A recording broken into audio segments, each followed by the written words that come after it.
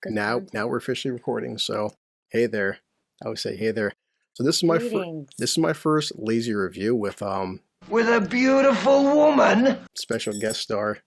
Oh my god. It's so weird looking at myself. Yeah. My eyebrows are so like. Someone has an ego. As you can probably tell, the two of us just got done seeing this movie called Megan, and we brought in a Powerade bottle. This Powerade bottle had a lot of Jack Daniels. A lot of Powerade in it. So we got a lot of power. Yeah. So this is to aid us. This is a fan of mine. You're technically a fan of mine. It's like you're stalking me. So, I gotta be like number 1 or 2 or 3. Yeah. Fan. Well, I'm like top 5. As every review, we start with some good alcohol. I still have some for Christmas. Evan Williams eggnog. I'm gonna pour some, and so is my buddy. So if I'm the blue collar Chris loser, so what are you? I'm your buddy. Please do me the favor of having sex with me. Yeah, my buddy. So we'll call you Oh my god. My buddy Sally. Now, have you seen my videos? What we're gonna do is we're gonna do a toast and play the drum roll. So is this any good? Let's find out. Ready? Do this and that's not. It tastes so good. And that's good eggnog. This is really good eggnog, just like the Powerade is really good Powerade. We're drunk.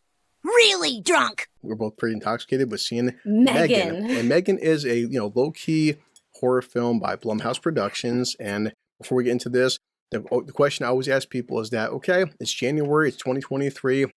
Was Megan any good?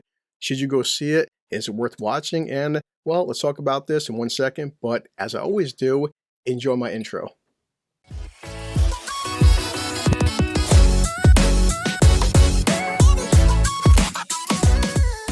Okay, so since me and Sally here are very intoxicated, I don't want to give. AK buddy. Okay, buddy. Yeah, I don't want to give away too many fucking spoilers.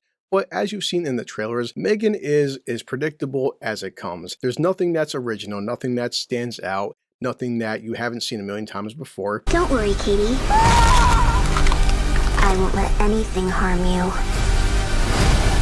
It was a fun film for what it was, and considering it's fucking Blumhouse and it's a low-key, well, for the most part, horror film, it's just everything you can expect, and I would expect this to be something that I would call this a matinee film, or maybe a Redbox or a rental. And overall, how did you like Megan? I loved it. I think you should definitely watch it. I feel like if you're not gonna like it, your inner child's gonna love it. Like you're gonna wish you had a Megan in your 4th grade class. I'm just kidding. She's not kidding. I'm not.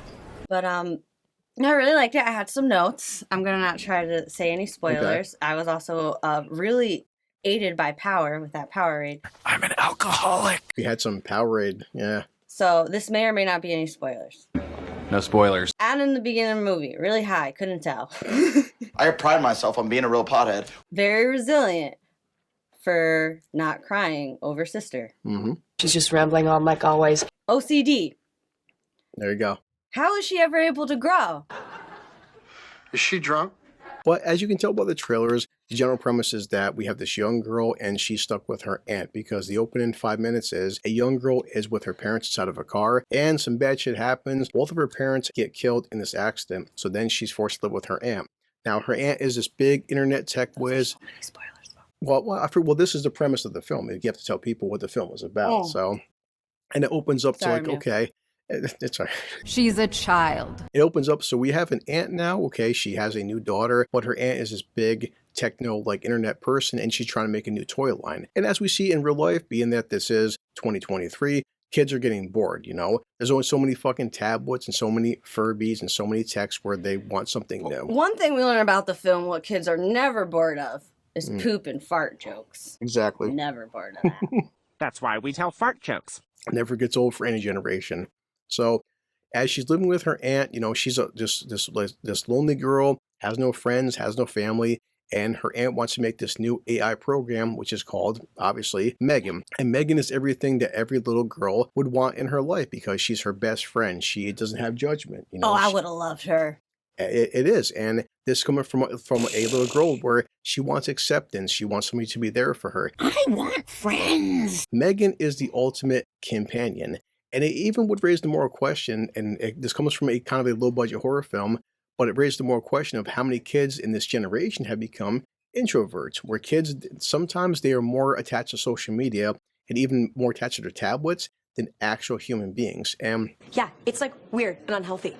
And how many parents nowadays, because, I came from a generation, and she kind of did as well, where mom and dad fucking, well, first dad worked, then mom and dad worked, and then it became to come down to mom and dad were working so fucking much that mom and dad would see their kids for 1 hour a day, 2 hours a day. You have an AI program and a toy that's basically taking over the parents. And eventually, if your kid is so attached to an AI program and basically a toy, that what happens with the parents?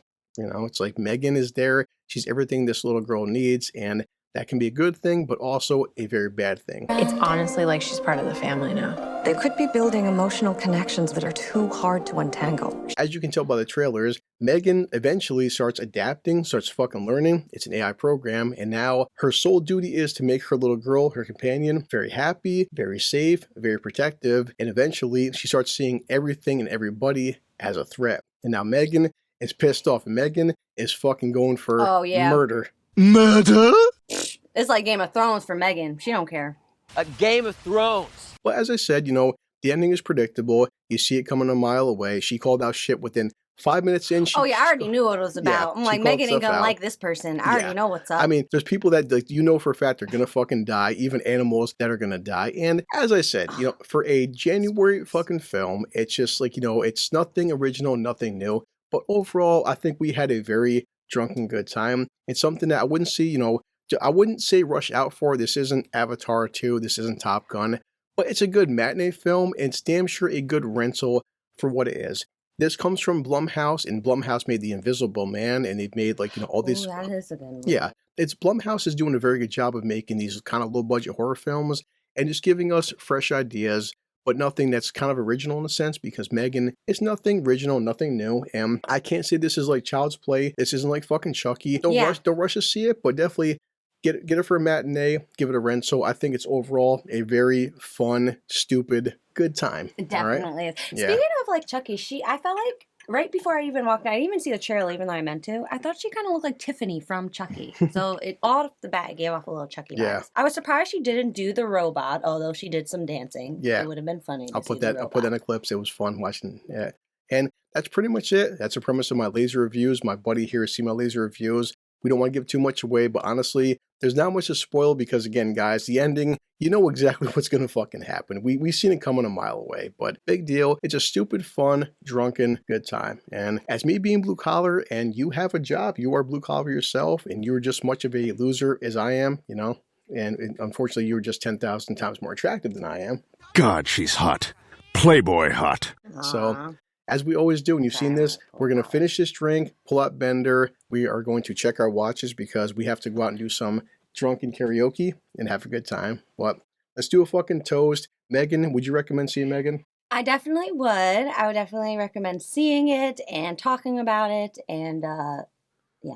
Okay, so let's do a toast and then ready?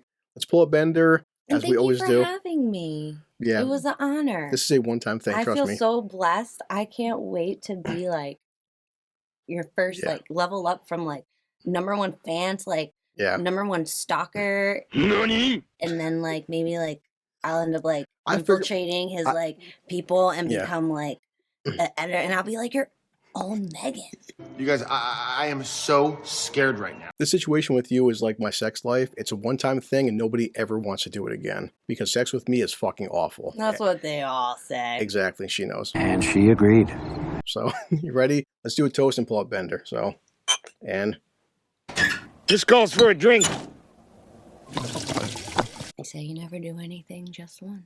Delicious. And me and her are going to go do some karaoke and then we're going to head back to work.